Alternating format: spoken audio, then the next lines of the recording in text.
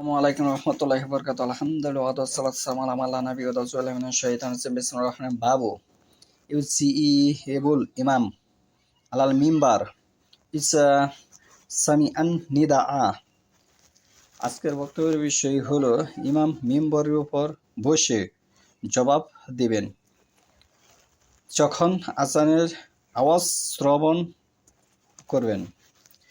তাহলে এখানে ইমামের দায়িত্ব সম্পর্কে এসেছে। আমি যে হাদিসটি সহিহ বুখারী প্রথম খণ্ড পর্ব হচ্ছে 11 অধ্যায় হচ্ছে 23 হাদিস নম্বর হচ্ছে 914। মুআইবা, এখানে যে সাহাবীর কথা আমি উপস্থাপন করতেছি, ভারতবর্ষ সহ পৃথিবীর অসংখ্য অনারব যারা আছে, আমরা কিন্তু অনেকেই মদিনা বা মক্কার ইমাম সাহেবের প্রতি আমরা অনুসরণ করে থাকি অনেক খাতিরে, যে হয়তোবা তারা আমাদের থেকে ভালো বোঝে। কিন্তু এই মুআইবা আরবিতে লিখতে বা উচ্চারণ করতে এখানে যে বর্ণটি ব্যবহার হয়েছে ওয়াও, ওয়াও দিয়ে মুআইবা লেখা হয়েছে।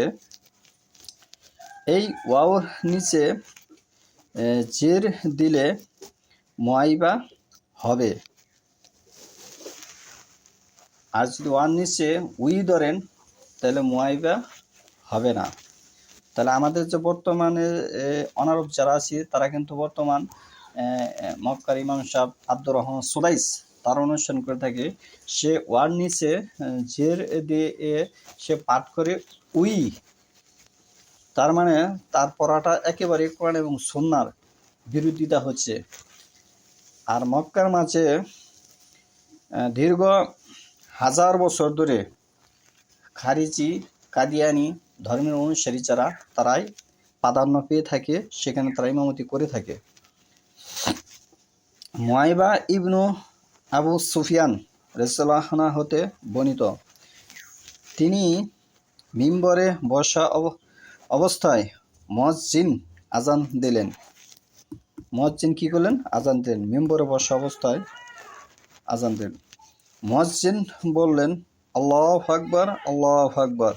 মুআইবা বললেন আল্লাহু আকবার, আল্লাহু আকবার।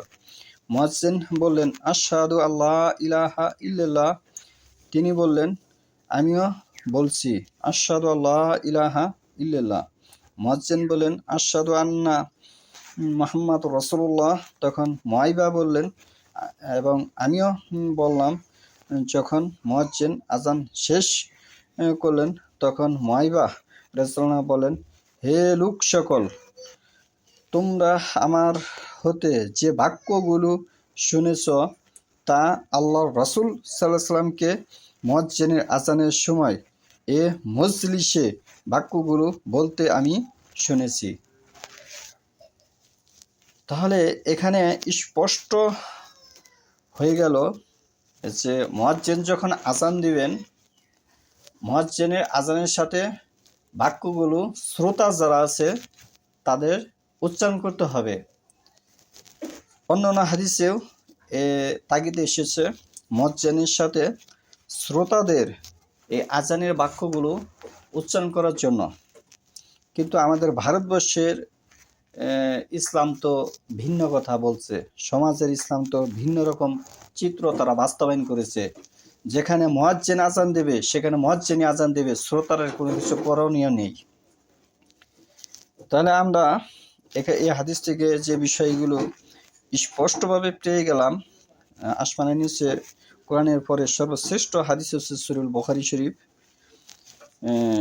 এই হাদিস থেকে যে কথা আমরা স্পষ্টভাবে পেয়ে গেলাম, এই ইসলাম সমাজে বাস্তবায়ন নেই। যে ইসলাম সমাজে বাস্তবায়ন আছে সেটা হচ্ছে ওরিয়েন্টালিস্টদের শিক্ষা ব্যবস্থা। সেটি 1995 জনের প্রতিষ্ঠানেই এই শিক্ষা ব্যবস্থা থাকার কারণে আজ শিক্ষিত হওয়ার পরেও মানুষ অকর্মের সাথে জড়িয়ে যাচ্ছে। মূল শিক্ষা না হওয়ার কারণে এই সমস্যা সৃষ্টি হয়েছে।